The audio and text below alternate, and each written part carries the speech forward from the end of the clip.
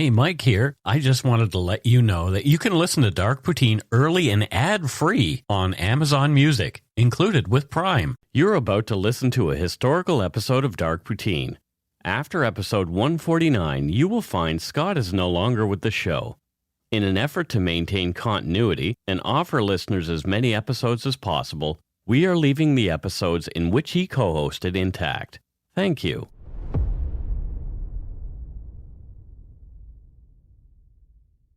Welcome to Dark Poutine. I'm Mike Brown, creator and host. With me, as usual, is my good friend and co-host, Scott Hemingway. Scott, you're a nerd. Oh, you're not going to insult me. I felt like I've got to insult myself. You're wearing a hat. Toque. Well, go shit in your toque, then. Let's get to it. Dark Poutine is not for the faint of heart or squeamish, as our content contains mature themes, harsh language, and graphic descriptions of violent crimes. Listener discretion is strongly advised. We're not experts on any of the topics we present, nor are we professional journalists. We're just two regular Canadians who are interested in the dark side of Canada and Canadian history. Put on your toque, not the one that Scott has on his head. It has poop in it. Grab yourself a double-double and an Nanaimo bar. It's time to scarf down some Dark Poutine.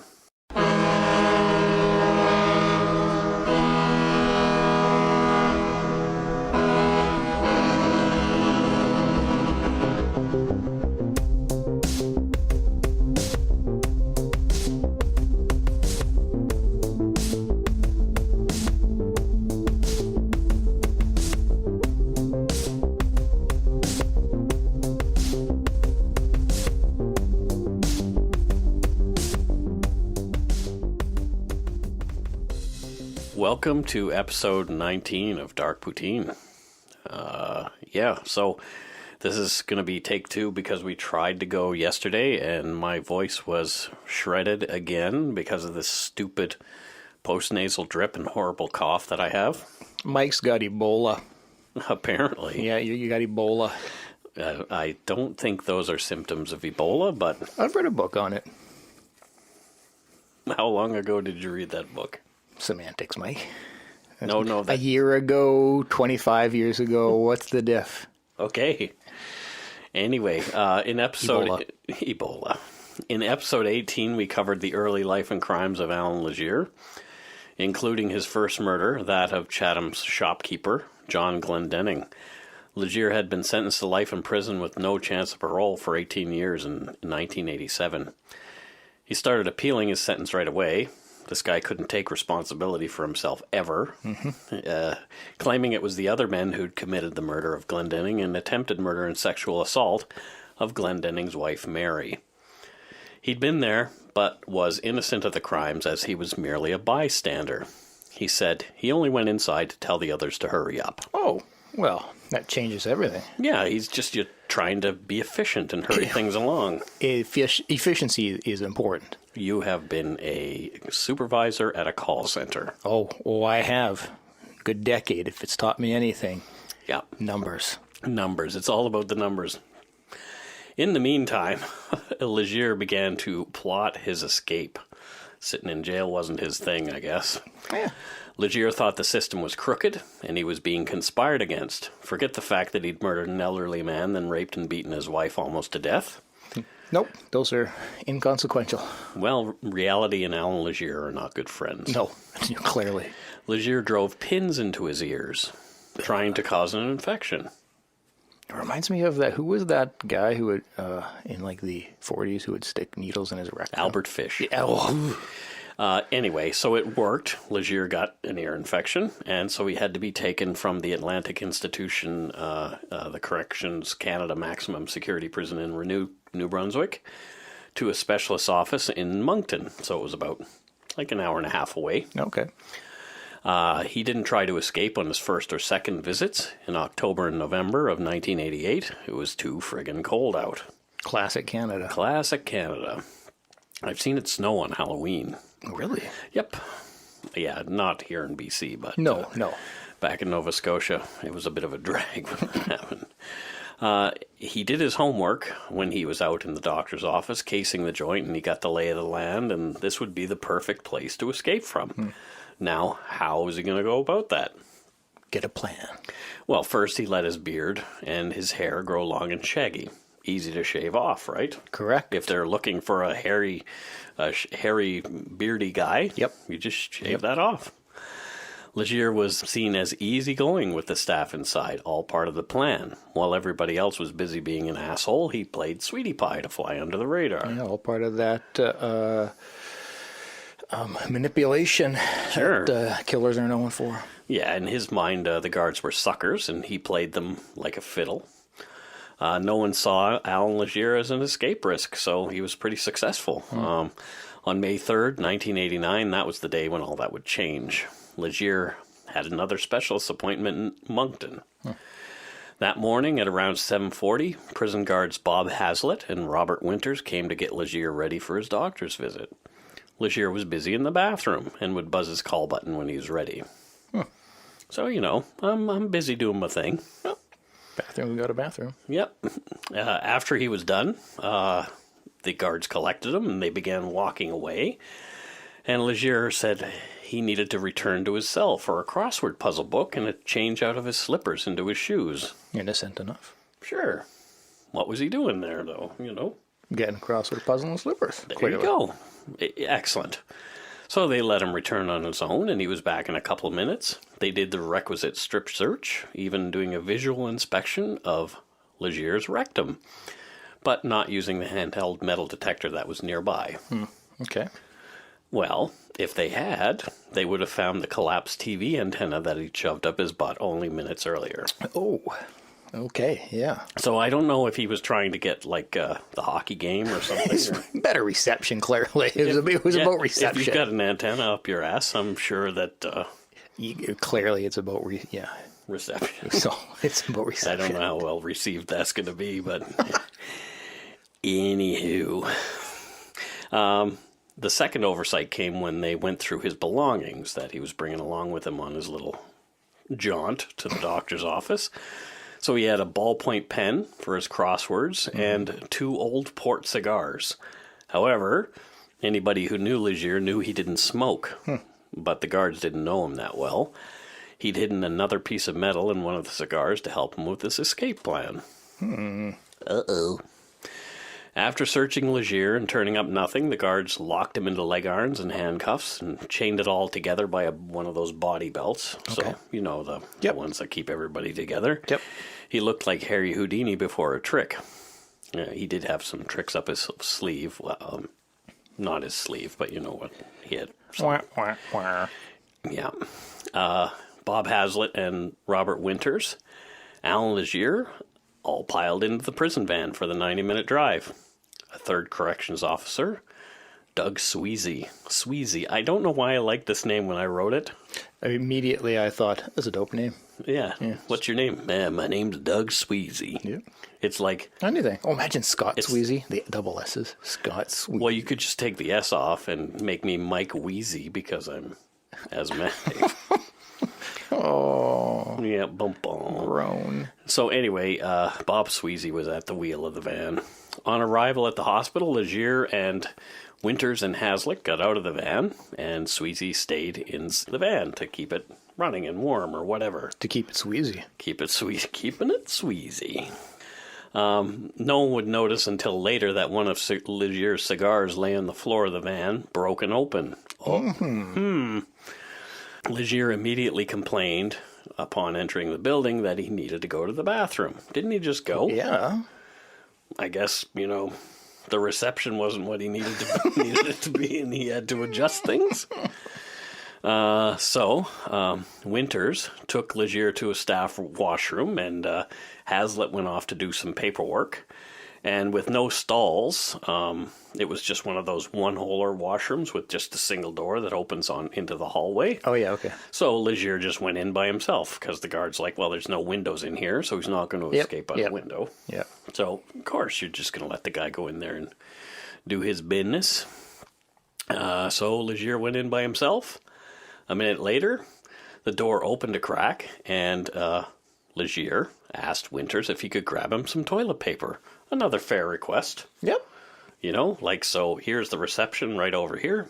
So Winters walks over to the reception, and as soon as he did, the door of the washroom opened, and out came Legere without chains, leg irons, or body belt. Wow. Yeah, right? And he just split. He sprinted out of the building and warning Winters not to follow him. Later, his leg irons and monocles and body belt were found in the bathroom sink. He really had done a Houdini. Yeah, no kidding. Yep. Wow. Sweezy, still in the van, saw Legere run out the door, and so he gave chase. He almost had Legere at one point when the criminal turned and took a swipe at Sweezy with a metal object. He thought it was a knife, but it would later prove to be the TV antenna. The smelly TV antenna. Oh, I would have treated it like a knife. Yeah, that's a knife. Yeah. That's clearly like a piece of corn on there. Some brain was waving at me, some brown stick, so I just... It ran off. I stepped back. Fair enough. You never know what you're going to catch. Right this way, sir. So Legere sprinted for the hospital parking lot where there were cars waiting to leave, the arm that, you got to pay and... Oh, yes. So they're waiting parkade, to pay. Yeah, exactly, that kind of thing. And the next car waiting to pay was driven by a woman named Peggy Olive. And Legere opened her driver's side door, got into the car, and shoved her roughly over, taking the wheel himself. He warned her to be cool and told her he'd drop her off later. And he also told her he had nothing to lose, so don't mess around. Mm-hmm. Yeah. Jeez, a fear. That would have been terrifying. Right? Legere dropped Olive off a few blocks away, and she ran to call police as he sped off in her car. And her car was found later. No Legere. Oh, well. So he got away. Wow. The authorities were mortified. A convicted murderer was roaming free. Cops combed Moncton all day and saw neither hide nor hair of Allan Legere. They thought they had him at one point the next day. Dogs picked up a scent, and they chased who they thought was him through the woods, but again, he eluded capture. Legere was in the wind. News outlooks all over Atlantic Canada began squawking about Allan Legere and his escape, because his murder, the first murder, made big news, because... Miramichi is a nice little place, and murders don't happen there. Well, even if it had made the news, you've got a convicted murderer on the loose. That unto itself will create some panic. Yeah. So, on May 7th, 4 days after Legere's escape, just across the causeway in Nova Scotia at the Truro Raceway, a man was badly beaten and tied up by someone matching Legere's description. His car was stolen, as was his wallet. And the man's empty wallet was later found, and his stolen car was also found. Where? Near the Miramichi River. Oh. I wonder who took his car back to New Brunswick. Bruce Banner. Okay, don't make him mad, I guess. No. On May 10th, someone was seen peeping into a window of a home in Chatham. The owner of the house noticed wiry black hair. She knew it was Legere. Later, some jewelry was found missing. So Chatham's not a big place, and he had a name in Chatham, and everybody knew who this guy was. So they kept seeing him everywhere. But every time they would call the cops, he would vanish. On May 16th, a man matching Legere's description was seen in a field in the same town in Chatham, but disappeared before the landowner could investigate.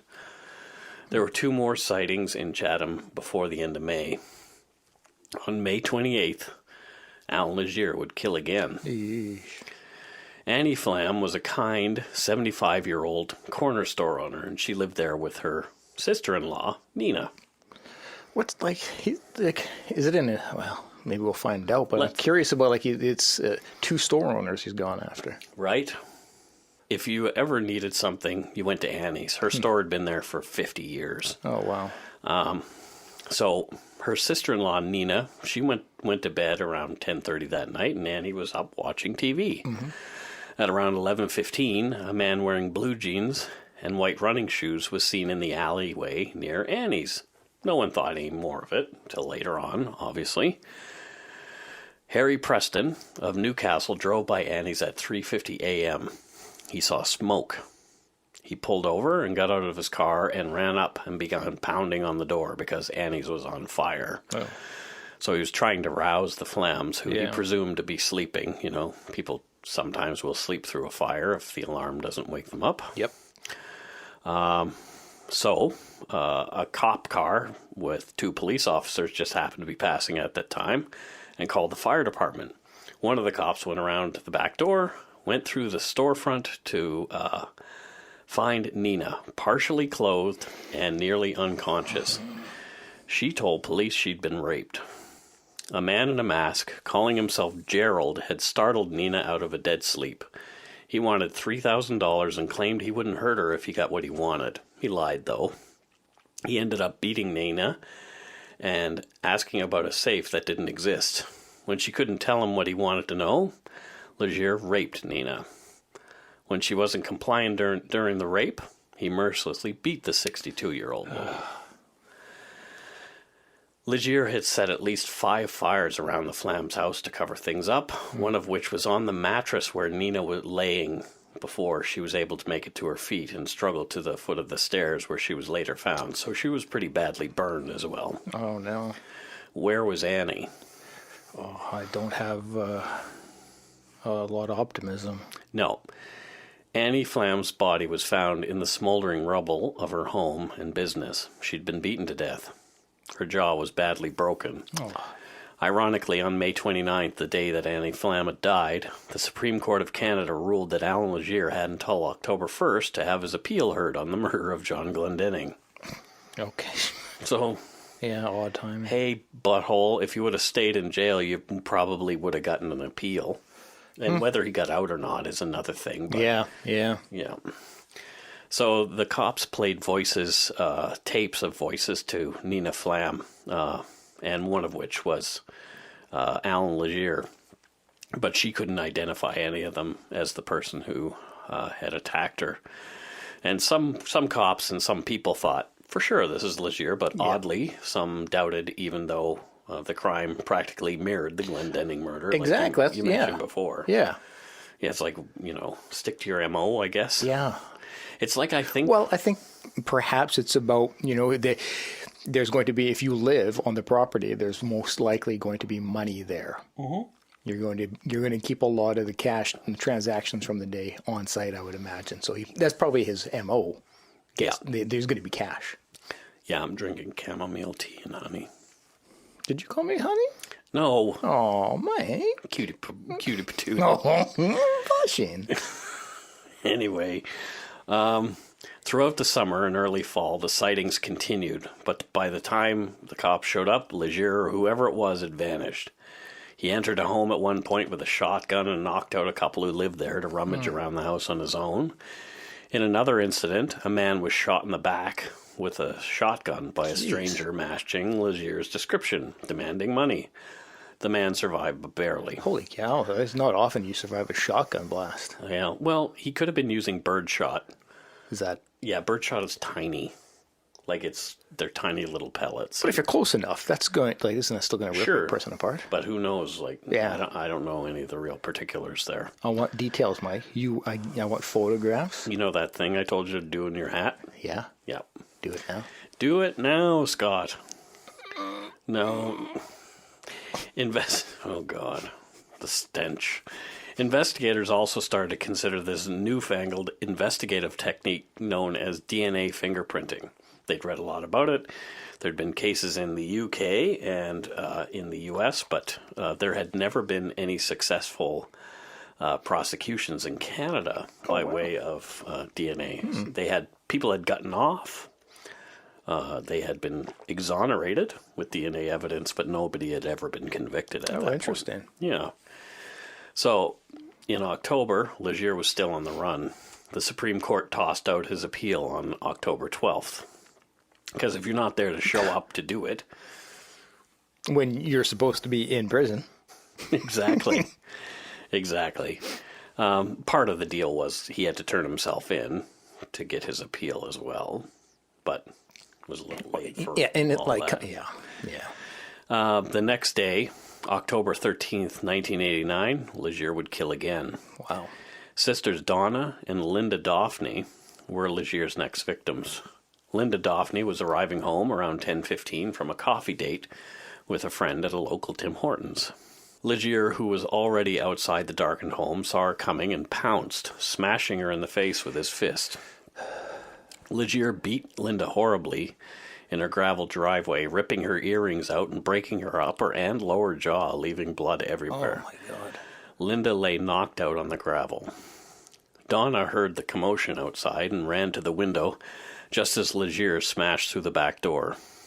Donna put up a mighty struggle, but she was overwhelmed by the attacker, who beat her so badly he broke bones and ruptured a blood vessel in her brain. Oh, my God.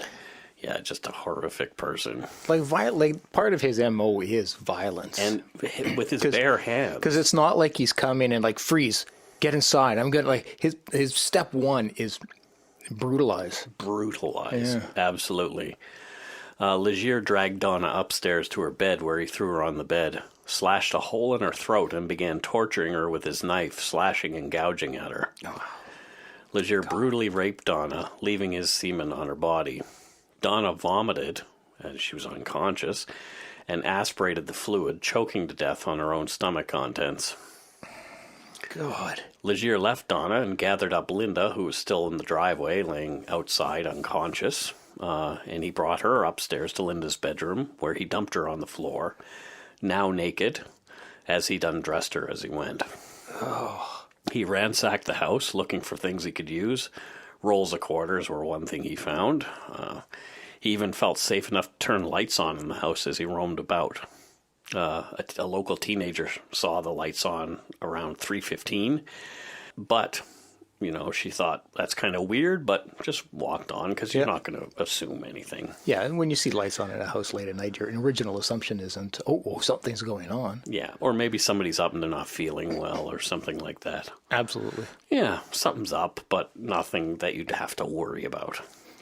So, again, Legere raped the unconscious Linda, leaving more semen behind, as well as a brutal bite mark on one of her breasts. So he was another one of those guys. Yeah. Just sadist. Yeah, exactly. Completely sadistic. Legere set fire to some clothes in Donna's closet. As he was leaving, he tucked Donna's dead body into her bed, perhaps to cover his crime, make it look like she died sleeping. There's still like gashes in her neck. Right. So, I mean, like that's a blanket's not. But if the house burns down completely, maybe all that evidence is covered up. But they don't typically. But I don't know that. Does Legere know that? He doesn't seem like the sharpest tool in the shed. No, clearly. Yeah. So someone noticed a disheveled-looking man between 5:10 and 5:45 near the intersection by the Daphne home, jumping up and down, trying to keep warm, and he was looking at something, but this person just drove by.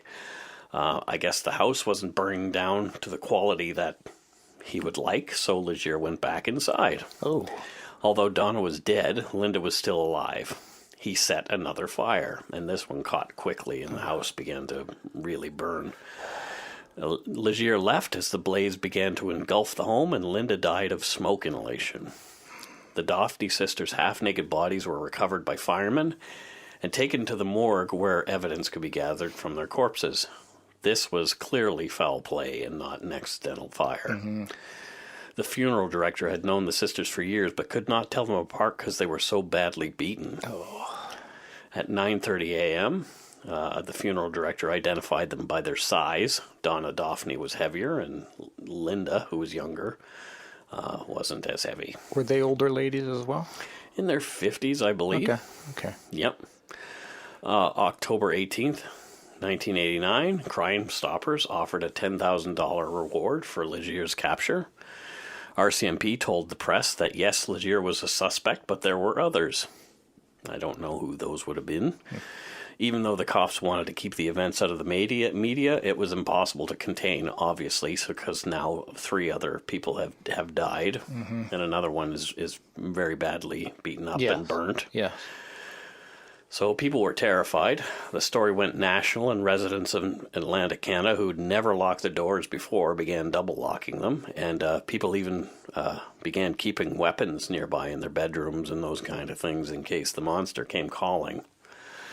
Police warned the public about taking the law into their own hands, but police, nobody's going to listen to those guys. If somebody walks into your house and it looks like Allan Legere, they're probably going to get popped in the head. Oh, absolutely. Yeah. Yeah. Halloween was canceled that year. Also Halloween. Halloween. Oh, no, it's not.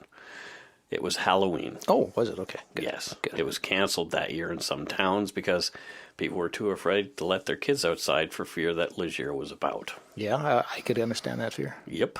I remember that. Actually very well. Oh, do you? Yeah. Oh. Yeah, well, I lived in Atlantic Canada at the time. I was 20. Yeah. Yeah. 89, yeah. If you're looking for a smoking gun, I can absolutely guarantee you, you will not find it. In October 2001, a series of letters filled with a deadly powder called anthrax were dropped into the U.S. mail system. What started as an unprecedented case turned into an unsettling mystery. Who sent these deadly letters? And why? From Campside Media and Sony Music Entertainment, I'm Josh Dean, and this is Cover Up Season 4. The Anthrax Threat. Available now. Yep.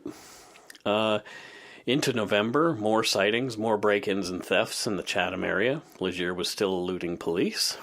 Like, it's crazy that he's still staying local. Right? Like, you would think, like, okay, I should probably... Where was he hiding? In, like, maybe a cottage nearby? Because there's lots of summer places and things like that. He could have just holed up somewhere very easily. But again, still, like, you're going to think, like, people recognize me around here. It's best to go to somewhere else. But some people think that, and Allan Legere sort of has alluded to it over the years, he wanted the people of Chatham to be terrified. Yeah, okay. Yeah, part of his... He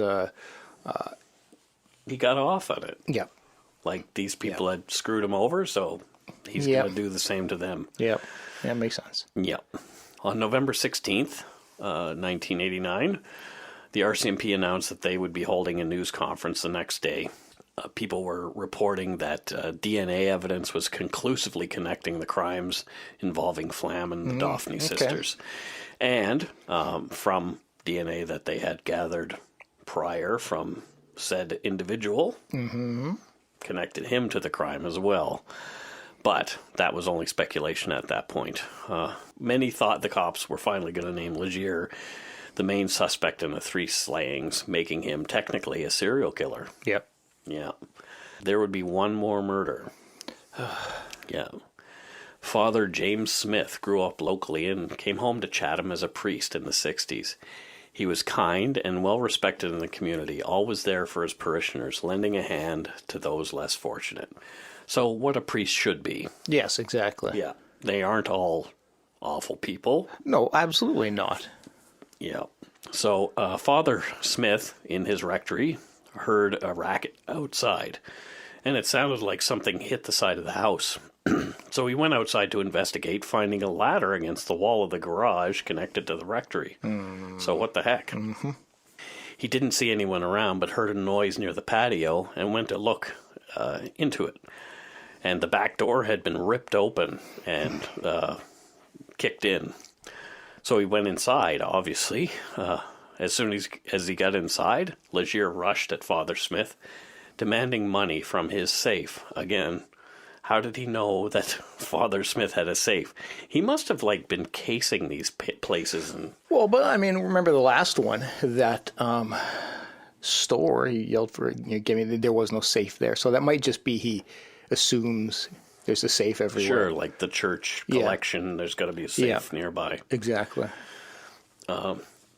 Father Smith said that there was no money, and Legere pulled a knife, slashing at the priest. Wow.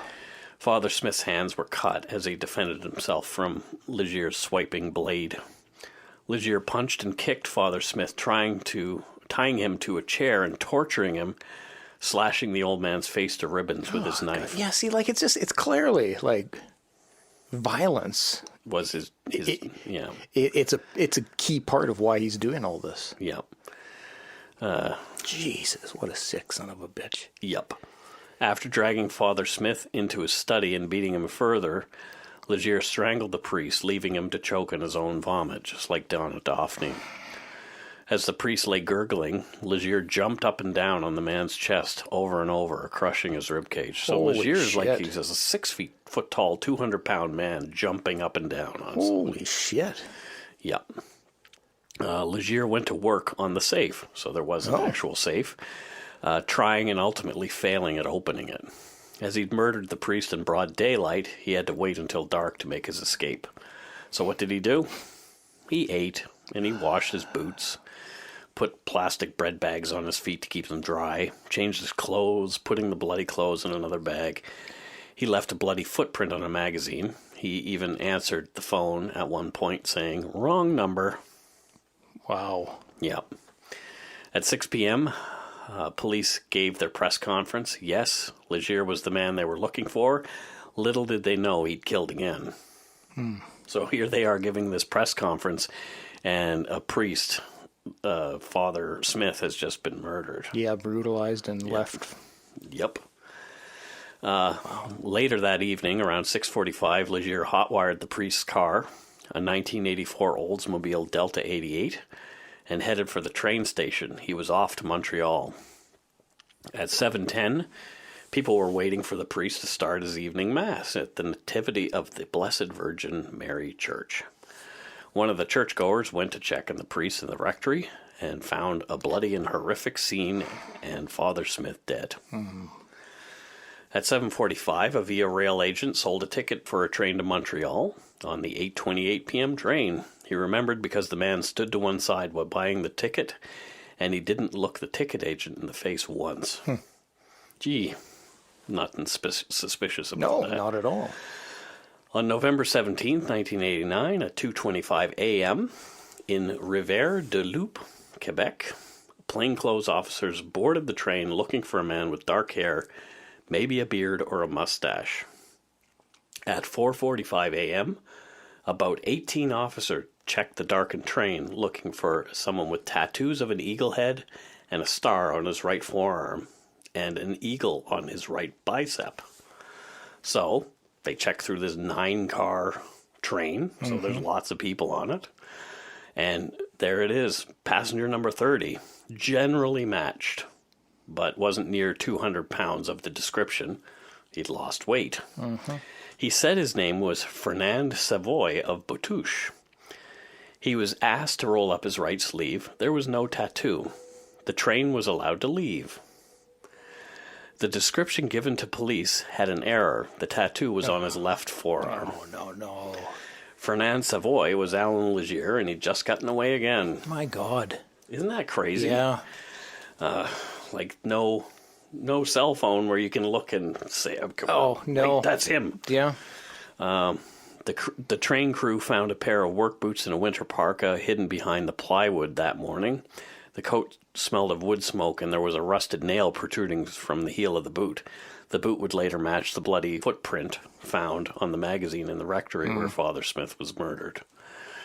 Later that morning, Allan Legere, calling himself Fernand Savoy, checked into the Queen Elizabeth Hotel near the Montreal train station, paying $130 a night. Nice hotel. Yeah.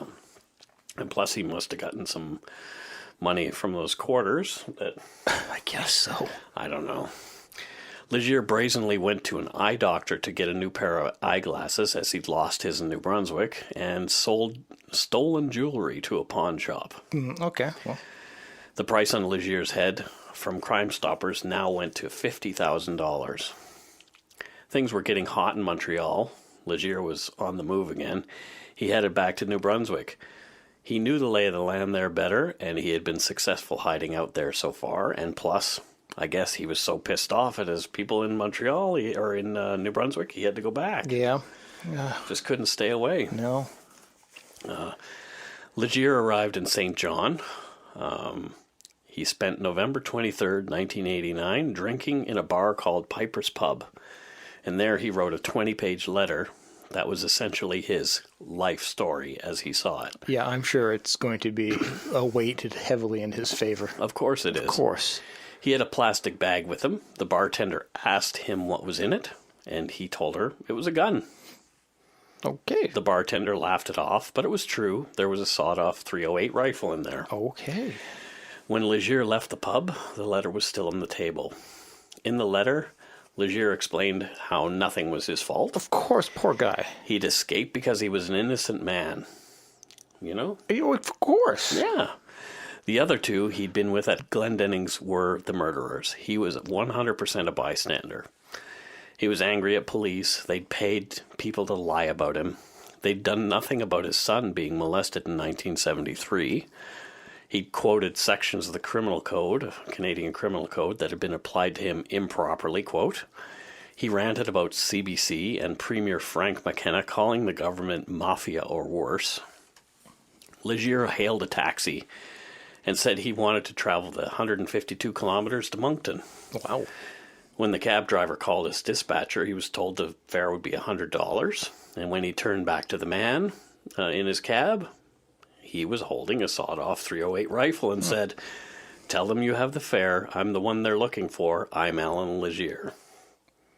Wow. Can you imagine you're that cab driver? No. Just like, oh, no. Pants full of poop instantly. Especially knowing what he's been guilty of doing. Like, Right. you're going to be thinking, It's like, I'm I will not going to make out of absolutely this. drive. Yeah. You're not getting out of it, but B, Where would you like to go? where are you going? Legere forced the cabbie to drive faster than he was comfortable in the ice and snow, and just outside of Moncton, the cab spun out. Legere grabbed the wheel, and the cab came to rest in a snowbank. Legere and his weapon flagged down a passing car. The driver of the vehicle was Constable Michelle Mercer, an off-duty RCMP officer. Well, yes or no. Legere forced the cabbie into the car and told Mercer to drive, not knowing who she was. Constable Mercer finally owned up to being an off-duty RCMP officer, and Legere showed her the gun and revealed his own identity. Oh, no. Yeah. Not wanting to die, Constable Mercer played along and said that Allan Legere should hijack a plane. She was even willing to give him her credit card. I guess trying to keep him from murdering herself. Yeah, absolutely. and the Get him cabbie. into a scenario that is more likely to be caught. Yeah. But Legere was adamant about going to Moncton. The car was running low on fuel, and he agreed that they should pull over and refuel. So Constable Mercer pulled into an Irving gas station near Sussex, New Brunswick. Legere got out, taking money and Mercer's keys to pump the gas. So she has no keys, she's not getting away. Yep. When Legere stepped inside to pay for the gas, Constable Mercer dug her spare keys out and showed them to the cabbie, and they both agreed this might be their only chance, so they sped off, Good. leaving Legere behind. Oh, boy, I'm picturing both the escapees and Legere. Like, so on one side, you've got like, oh my God, we're escaping, we're free. There's joy. On the other side, you've got, fuck. Can you imagine how angry he was? Oh, they would have been, so great. Yeah. Well, I wouldn't have wanted to have been the gas station attendant at that point. Oh, this is true. Yeah. So cop cars obviously surrounded the gas station because Constable Mercer and the cabbie went to the nearest RCMP station, but Legere was gone. Yeah, I would imagine. Again, cops set up roadblocks, but Legere had just disappeared. He commandeered a moving truck at a gas station, threatening the driver and again showing off his gun and telling him who he was. He forced the driver to turn toward Moncton. So the driver was originally going from Halifax to Montreal.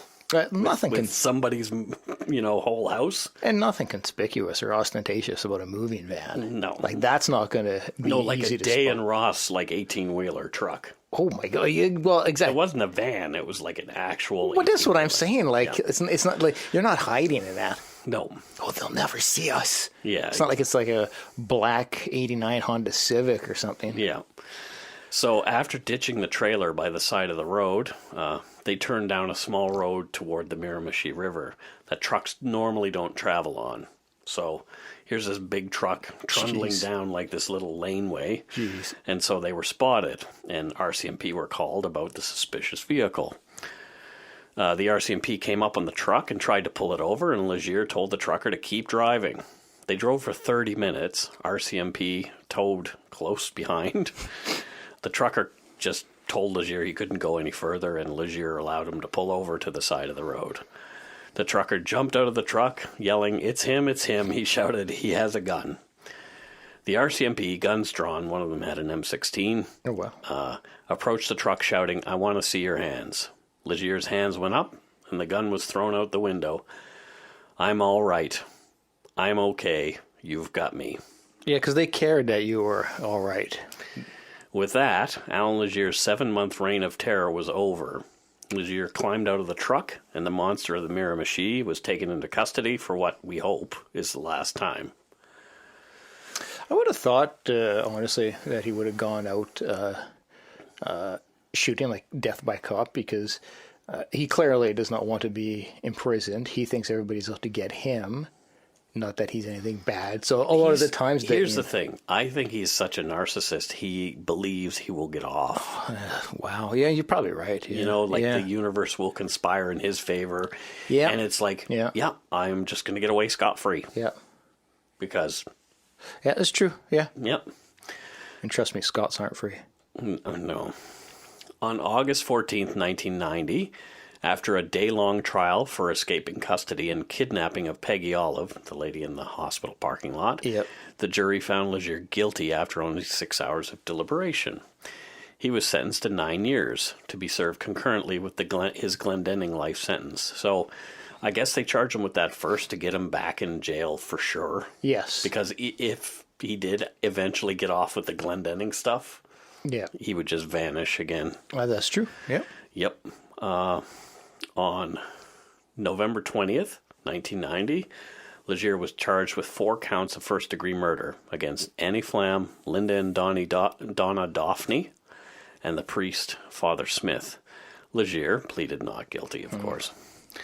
Legere argued that the Crown had a year to learn about DNA, and Weldon Ferlot, who was his lawyer, didn't have any information. How could you expect him to defend me? So he's already setting up his appeal. Yep. You know? Yep. Wow. This guy is so transparently a scumbag. Yep. The judge decided the trial would proceed, and a trial date was set for February of 1991. But after all the legal wrangling and a 6-week voir dire, which is a preliminary hearing, the actual trial wasn't set to begin until August 26, 1991. In Canada, the wheels of justice turn slowly. Yeah.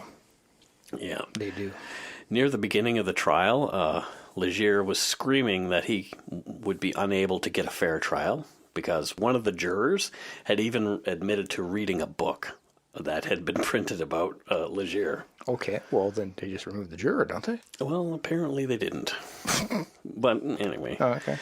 On September 5th, 1991, 63-year-old Nina Flam faced her attacker once more. She told the court clearly and concisely how she'd been beaten, raped, and set on fire by a masked man in her home.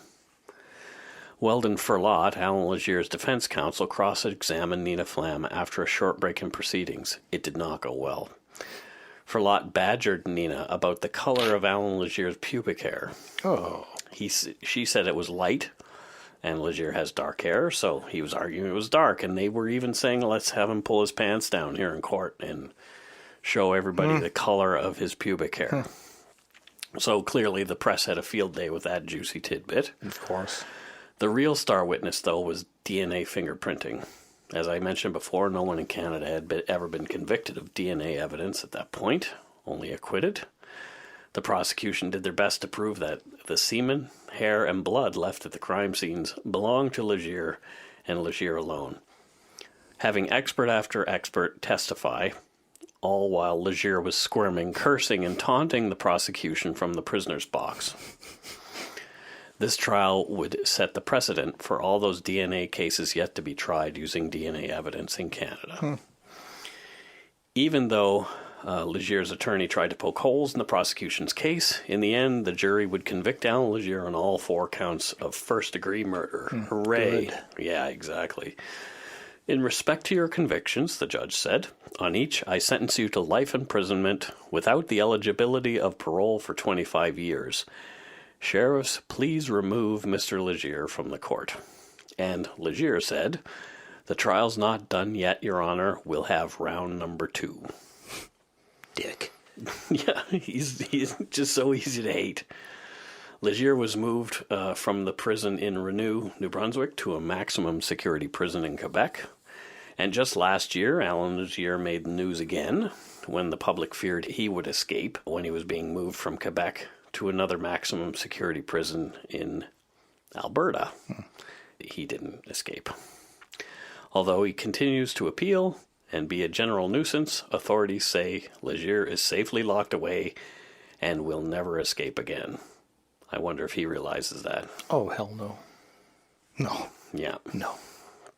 He's the kind of guy, like, I would like to see, like, the Mindhunter dudes have a conversation with. Yeah. You know? Yeah. Like, I'd love to see an interview about him. I don't know if he would ever be honest or talk, though. Well, John Douglas was quite successful at getting some people to speak who talk about their crimes who it was believed never would. So, you know. Yeah, fair enough. They are skilled at what they do. But that was part of the challenge of that job, was that you have to pretend to be of a similar mindset of the person you're talking to in order to get them to open up, and man, the toll that takes on you after year. Yeah, for sure. I'm looking forward to meeting some profilers when I go to CrimeCon. Yeah, that's something I'd always love to have done. Yeah.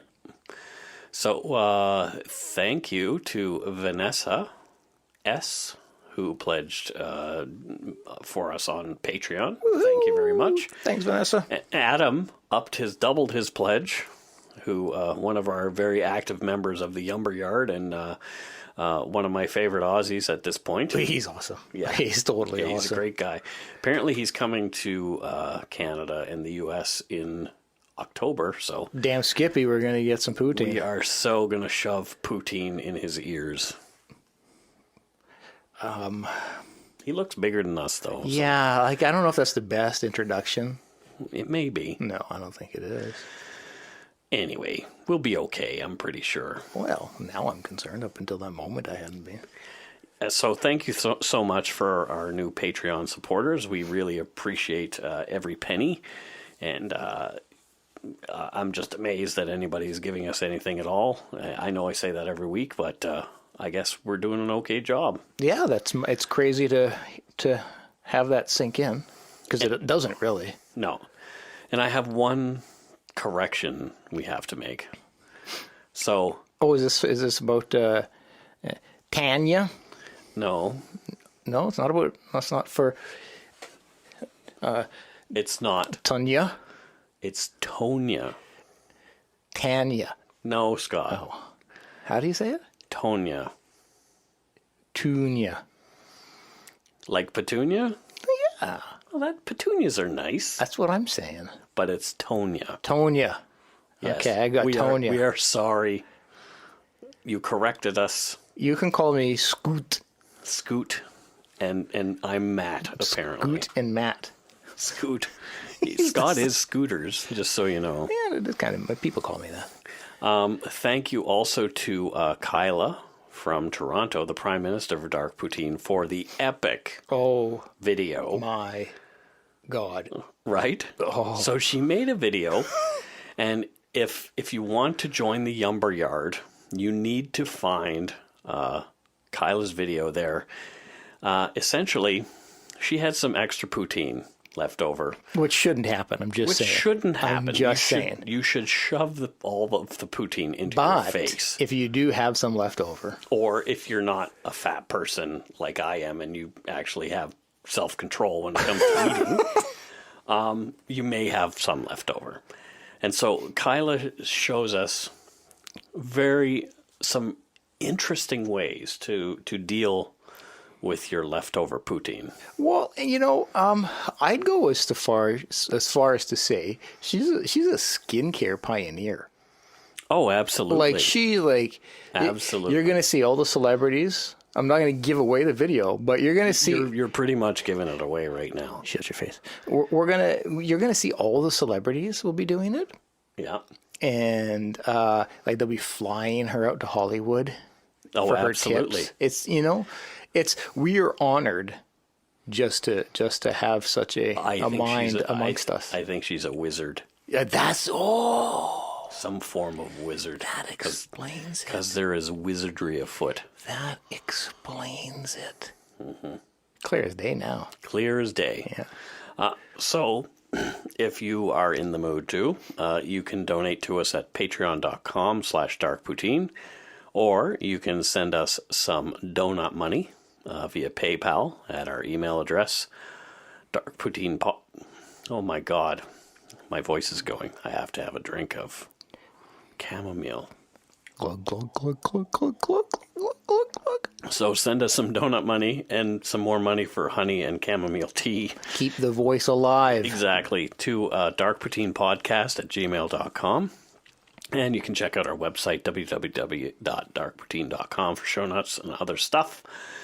You can email us with a voice message. We will play it. Or go to darkpoutine.com/message and leave us a message there. We'll play it. Please follow us on Facebook, Twitter, Instagram. Or just search Dark Poutine. Tell your friends about us.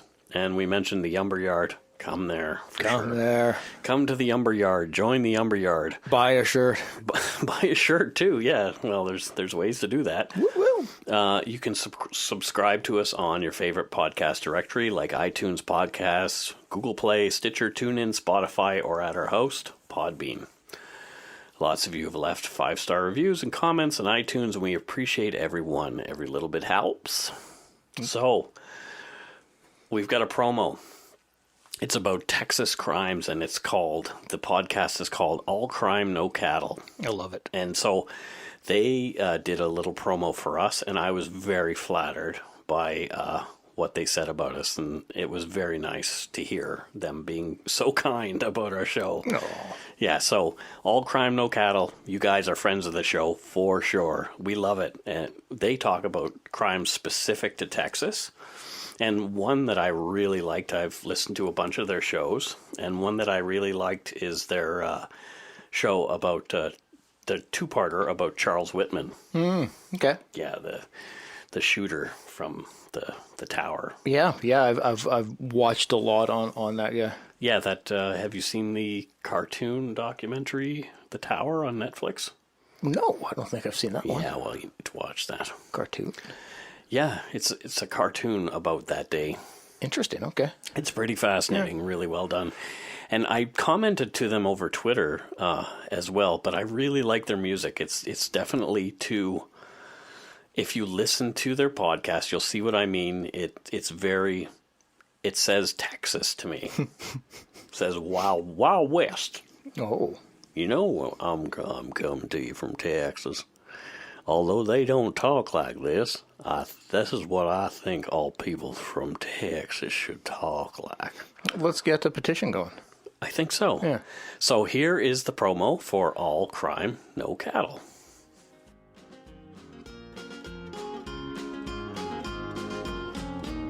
Hi, true crime fans. I'm Erin. And I'm Shay. We host All Crime, No Cattle, a conversational podcast which focuses on true crime stories from the Lone Star State. We strive to bring you a balanced and well-researched story about Texas cases big and small. We do the research so you don't have to.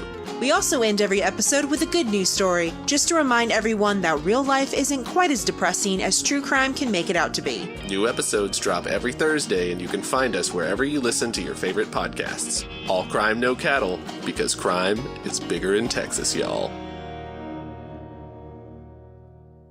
That is it for this episode of Dark Poutine. I am glad that we have Mr. Allan Legere in the books. And in prison, right where he belongs. Rot in there, you rotten bad apple. He is a bad apple. He's the definition of bad apple. He is definitely not a good egg. No, he would squash the egg. Yeah, so please, don't you forget to be a good egg and not a bad apple. Bye-bye. Bye.